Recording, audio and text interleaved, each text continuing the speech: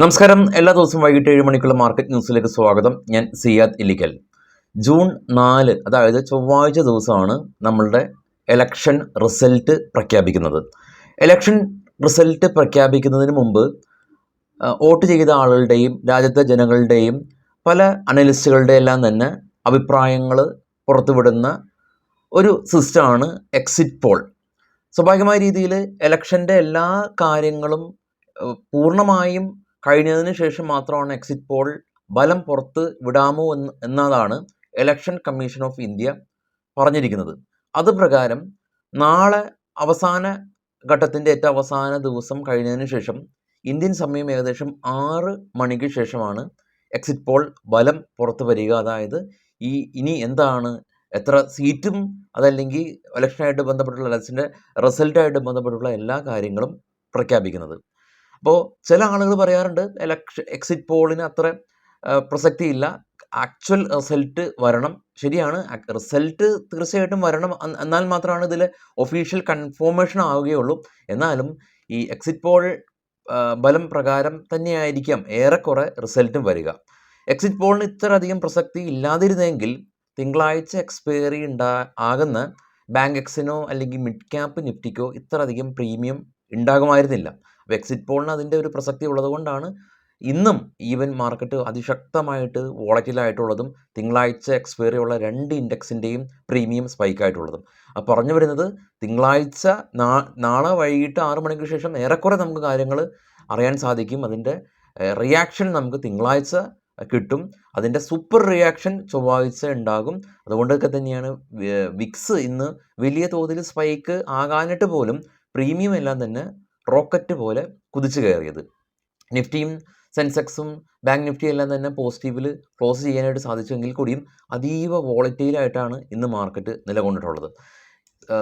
ഇന്ന് മാർക്കറ്റിലേക്ക് വരുമ്പോൾ പ്രധാനമായിട്ടും ആദാനി ഗ്രൂപ്പ് ഓഫ് സ്റ്റോക്കുകൾ ഒരു ദിവസം കൊണ്ട് ഏകദേശം 60,000 കോടി രൂപ market cap Adani group of സ്റ്റോക്കുകളിൽ ആയിട്ടുണ്ട്. ഇലക്ഷന് ശേഷം റൂളിംഗ് പാർട്ടി വരികയാണെങ്കിൽ ഏറ്റവും കൂടുതൽ ഗുണമുണ്ടാകുമെന്ന് ട്രേഡേഴ്സ് വിശ്വസിക്കുന്ന സ്റ്റോക്കുകളാണ് ആദാനി സ്റ്റോക്കുകൾ. ആ ആദാനി സ്റ്റോക്കാണ് ഇന്ന് റാലി രേഖപ്പെടുത്തിയിട്ടുള്ളത്, അതായത് എക്സിറ്റ് പോൾ ബലത്തിന് തൊട്ട് മുൻപേ തന്നെ.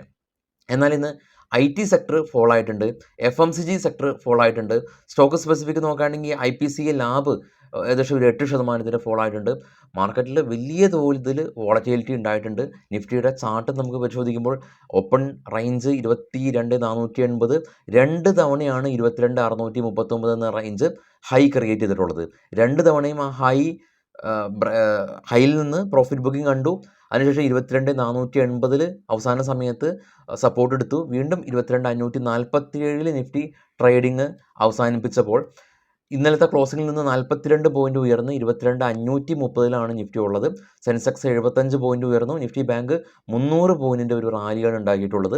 നിഫ്റ്റിയിൽ Adani enterprises, Adani port, Shriram finance, Coal India, Tata steel തുടങ്ങിയ കമ്പനീസ് 2 മുതൽ 7% വരെയുള്ള റാലി ഉണ്ടാക്കിയപ്പോൾ Airtel, Divis lab, Hero MotoCorp, Kotak bank, Maruti തുടങ്ങിയ കമ്പനീസ് 1.5% മുതൽ 0.5% വരെയുള്ള ഫോളാണ് ഉണ്ടാക്കിയിട്ടുള്ളത്. നമുക്ക് നേരെ ഗ്ലോബൽ മാർക്കറ്റ് പരിശോധിക്കാം. Bitcoin 68,200, gold 2,342 per ounce, Brent oil $81 per barrel. Australia ഗ്രീനിലടച്ചു, ചൈന ഫ്ലാറ്റായിരുന്നു, കൊറിയ ജപ്പാൻ ഗ്രീനിലടച്ചു. ഡോ ഫ്യൂച്ചർ ഫ്ലാറ്റാണ്, സ്ലൈറ്റ്ലി നെഗറ്റീവ് സെൻറ്റിമെൻറ്റ്സ് ഉണ്ട്. ഇന്ത്യ വിക്സ് 1.7% സ്പൈക്ക് ചെയ്ത് 24.6. ജർമ്മൻ, UK, ഫ്രാൻസ് മാർക്കറ്റുകളെല്ലാം തന്നെ ഒരു ഒരു കൺസോൾട്ടേഷൻ റേഞ്ചിലാണ് ഉള്ളത്. ഇനി വരുന്ന തിങ്കൾ ചൊവ്വ ദിവസങ്ങളിൽ നമ്മൾ ട്രേഡ് ചെയ്യുമ്പോൾ ഒരു ഗ്ലോബൽ ഈവൻറ്റിനെയും നമ്മൾ നോക്കേണ്ടതായിട്ടില്ല. കാരണം എക്സ്ക്ലൂസീവ്ലി നമുക്കിവിടെ ലോക്കൽ ക്യൂസ് ഉണ്ട്. ഇത് മാത്രമായിരിക്കും റിയാക്ട് ചെയ്യപ്പെടുക. ഇനിയിപ്പോൾ അമേരിക്കയിൽ എന്ത് തന്നെ വന്നാൽ പോലും അതൊന്നും തന്നെ തിങ്കൾ ചൊവ്വ ദിവസങ്ങളിൽ നമ്മുടെ മാർക്കറ്റിൽ അത് ഇൻഫ്ലുവൻസ് ചെലുത്താനോ യാതൊരു മൈൻഡ് ചെയ്യാനേ പോകാൻ സാധ്യതയില്ല. ഇനി ഇന്ത്യൻ മാർക്കറ്റിൻ്റെ റിയാക്ഷൻ വിദേശ മാർക്കറ്റിനായിരിക്കാം മേ ബി റിയാക്ട് ചെയ്യപ്പെടാം. അത്രയധികം ലോകത്തിലെ ഏറ്റവും വലിയ ഡെമോക്രാറ്റിക് കൺട്രിയിൽ നടക്കുന്ന ഒരു ഇലക്ഷനാണ്, അതിൻ്റെ റിസൾട്ടാണ് വരുന്നത്. അപ്പോൾ ഈ കഴിഞ്ഞ 2 തവണയിൽ നിന്ന് വിഭിന്നമായിട്ട് ഈ തവണ പല വ്യത്യസ്തമായിട്ടുള്ള അഭിപ്രായങ്ങളും കാര്യങ്ങളും ഉണ്ട്. മാർക്കറ്റിൽ ഈ ഇലക്ഷൻ കാര്യങ്ങൾ ഏറ്റവും കൂടുതൽ റിഫ്ലക്റ്റ് ആകുക മാർക്കറ്റിനെയാണ്. നിഫ്റ്റി അതിൻ്റെ ഓൾ ടൈം ഹൈ നിന്ന് സ്ലൈറ്റ്ലി പ്രോഫിറ്റ് ബുക്കിംഗ് ആണ് ആക്ച്വലി കണ്ടിട്ടുള്ളൂ. പ്രോഫിറ്റ് ബുക്കിംഗ് കണ്ടു, എന്നാൽ റിക്കവറി രേഖപ്പെടുത്തി ഒരു കംഫർട്ടബിൾ സോണിൽ തന്നെയാണ് നിൽക്കുന്നത്. അപ്പോൾ ഇത്തവണത്തെ റിസൾട്ടും മറ്റുള്ള കാര്യങ്ങളൊക്കെ തന്നെയാണ് ഇനിയിപ്പോൾ മാർക്കറ്റ് മുന്നോട്ട് നയിക്കുക. സ്റ്റോക്ക് സ്പെസിഫിക് ആയിട്ടുള്ള ആക്ഷൻ നോക്കുകയാണെങ്കിൽ കാനറ ബാങ്ക് ഫണ്ട് റൈസ് ചെയ്യുന്നുണ്ട്. ഒരു 8,500 കോടി രൂപ ഫണ്ട് റൈസ് ചെയ്യുന്നുണ്ട്. കൊച്ചിൻ ഷിപ്പ്യാർഡിൻ്റെ ഒരു സബ്സിഡിയറി കമ്പനിയുണ്ട്, ഉടുപ്പി കൊച്ചിൻ ഷിപ്പ്യാർഡ്. അപ്പോൾ ഇവർക്ക് ഒരു പുതിയൊരു ഓർഡർ അദാനി ഹാർബർ സർവീസ് ലിമിറ്റഡിൻ്റെ ഭാഗത്ത് നിന്ന് ലഭിച്ചതായിട്ടുള്ള ന്യൂസ് ഉണ്ട്. അതുപോലെ തന്നെ ജിൻഡാൽ പോളി കമ്പനി, ഇവരുടെ റിസൾട്ട് 41 കോടി രൂപയിൽ നിന്ന് 30 കോടി രൂപയിലേക്ക് സ്ലൈറ്റ്ലി ഇടിഞ്ഞു. HJS കമ്പനി നെറ്റ് പ്രോഫിറ്റ് 25 നിന്ന് 90 കോടി രൂപയിലേക്ക് ഉയർന്നു. ഡിവിഡൻഡ് 7 രൂപ പ്രഖ്യാപിച്ചിട്ടുണ്ട്. സിസിലോൺ എനർജി കമ്പനി ഇന്ന് റാലി രേഖപ്പെടുത്തിയിട്ടുണ്ടായിരുന്നു. 81 മെഗാവാട്ട് കപ്പാസിറ്റി ഉള്ള ഒരു പുതിയ സോളാർ ഓർഡർ അവർക്ക് ലഭിച്ചിട്ടുണ്ട്. KNR കൺസ്ട്രക്ഷന് പുതിയൊരു സിവിൽ കൺസ്ട്രക്ഷൻ ഓർഡർ ലഭിച്ചിട്ടുണ്ട്. ഇതൊക്കെ തന്നെയാണ് ഒരു പ്രൈം ആയിട്ടുള്ള ഒരു ന്യൂസ്. 2 ദിവസം അവധിയാണ്. അപ്പോൾ ഇലക്ഷൻ മറ്റുള്ള കാര്യങ്ങളിൽ മുഴുങ്ങും മാർക്കറ്റ്. അതുകൊണ്ട് തന്നെ ഇൻഡിവിജ്വൽ ആയിട്ടുള്ള സ്റ്റോക്ക് ന്യൂസിന് 2 ദിവസം മാത്രം വലിയ പ്രസക്തിയില്ല. ബുധനാഴ്ച ദിവസം മുതൽ ബാക്ക് ടു നോർമൽ എന്നുള്ള രീതിയിൽ മാർക്കറ്റ് ട്രേഡ് ചെയ്യപ്പെടും. വിക്സ്, ഇപ്പോൾ ഉള്ള വിക്സ് ഫോൾ ആകും. കാരണം എന്ത് തന്നെ സംഭവിച്ചാലും വിക്സ് ഫോൾ ആകും. ഇലക്ഷൻ്റെ റിസൾട്ട് എന്ന് പറയുന്ന ഒരൊറ്റ ഫാക്ടറാണ് വിക്സ് ഇത്ര മാത്രം സ്പൈക്ക് ചെയ്തതും എല്ലാ ഇൻഡെക്സിൻ്റെ തന്നെ കോൺട്രാക്റ്റുകൾ ഇത്രയധികം വാല്യൂ, അതായത് എക്സ്പെൻസീവ് ആയിട്ടുള്ള കോൺട്രാക്റ്റുകൾ ഉണ്ടായിട്ടുള്ളത്. ഇലക്ഷൻ്റെ റിസൾട്ട് വന്നതിന് ശേഷം വിക്സ് ഉയർന്നു നിൽക്കുന്നതിൽ യാതൊരു പ്രസക്തിയില്ല. അതുകൊണ്ട് തന്നെ വിക്സ് പെട്ടെന്ന് തന്നെ ഫോൾ ആയിരിക്കും. അതിനുശേഷം വിക്സ് ഫോൾ ആകുമ്പോൾ സ്വാഭാവികമായ രീതിയിൽ ഓപ്ഷൻ കോൺട്രാക്റ്റുകളുടെ എല്ലാം തന്നെ വാല്യൂ ഫോൾ ആകും. അപ്പോൾ ഇതിനിടയിൽ ഒരുപാട് ആളുകൾ ഓപ്ഷൻ ബൈ ചെയ്ത് വെച്ച ആളുകൾ ഉണ്ടാവാം.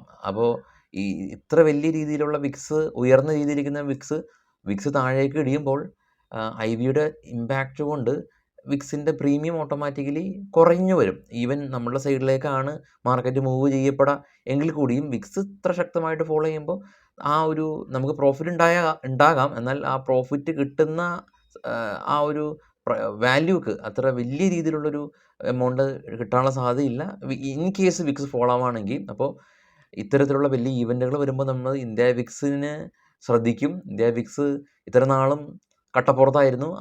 അധികം ആരും ശ്രദ്ധിക്കാതെ ഇരുന്ന ഒരു ഓപ്ഷൻ ഗ്രീക്കായിരുന്നു ഇന്ത്യ വിക്സ്. അപ്പോൾ ഇലക്ഷൻ സമയത്താണ് ഇപ്പോൾ ഇന്ത്യ വിക്സിനെ പറ്റി ഇത്രയധികം നമ്മൾ പോലും ഇത്രയധികം എല്ലാ ദിവസവും ഇപ്പോൾ ചർച്ച ചെയ്യപ്പെടുക. അപ്പോൾ ഇപ്പോൾ പല ആളുകളും കമൻറ്റ് ചെയ്തിട്ടുണ്ട്, പല ആളുകളും മെസ്സേജും ചെയ്തിട്ടുണ്ട്. എന്താണ് പറ്റിയത് മാർക്കറ്റിന്? എന്തുകൊണ്ടാണ് ഇത്രയും 2000-3000 പോയിൻ്റ് അകലെയുള്ള കോൺട്രാക്റ്റിന് പോലും വലിയ രീതിയിലുള്ളൊരു പ്രീമിയം? നമുക്ക് തെറ്റുപറ്റിയതാണോ അതോ ബ്രോക്കറിന് മിസ്റ്റേക്കാണോ? ഒന്നുമല്ല, ഇതാണ് സംഗതി. അൺയൂഷ്വലായിട്ട് വലിയൊരു ഈവൻറ്റിന് മുമ്പേ പ്രീമിയം എല്ലാം തന്നെ ഇത്തരത്തിലാണ് ഉണ്ടാകുക. അപ്പോൾ ഇതൊരു ഓപ്പർച്യൂണിറ്റി ആയിട്ട് എടുക്കുന്ന ആളുകളുണ്ട്, മാറി നിൽക്കുന്ന ആളുകളുണ്ട്. അപ്പോൾ അതിൽ നിങ്ങൾ എന്താണെന്ന് താഴെ കമൻറ്റ് ചെയ്യാൻ ശ്രമിക്കുക. അപ്പോൾ എല്ലാവർക്കും നല്ലൊരു വീക്കെൻഡിന് ആശംസിക്കുന്നു. Thank you.